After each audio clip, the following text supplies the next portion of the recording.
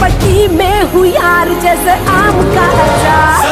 দক্ষিণ ভারতীয় বড় বাজেটের অ্যাকশন সিনেমা কেডি দ্য ডেভিলের নতুন গান সরকে চুনার তেরি সরকে প্রকাশের পর থেকেই সামাজিক যোগাযোগ মাধ্যমে শুরু হয়েছে তীব্র বিতর্ক।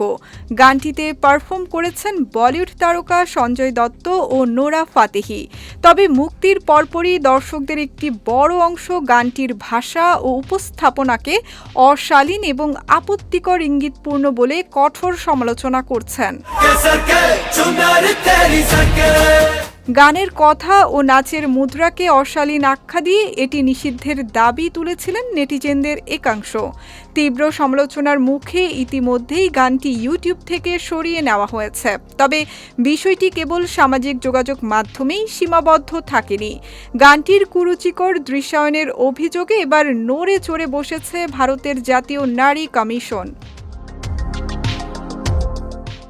গানটি নিয়ে বিতর্ক শুরুর পর ভারতের জাতীয় নারী কমিশন স্বতঃপ্রণোদিত হয়ে মামলা দায়ের করে।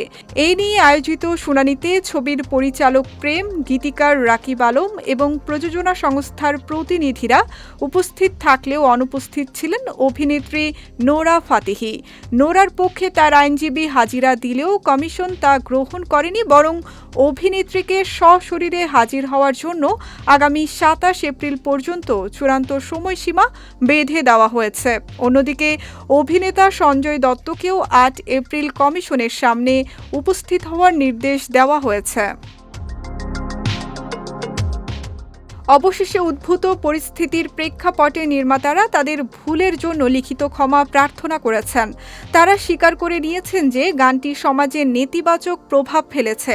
এর প্রতিকার হিসেবে আগামী ৩ মাস সংশ্লিষ্ট নির্মাতারা নারীর ক্ষমতায়ন নিয়ে বিভিন্ন সচেতনতামূলক কাজ করবেন এবং সেই সংক্রান্ত নিয়মিত রিপোর্ট কমিশনে জমা দেওয়ার প্রতিশ্রুতি দিয়েছেন।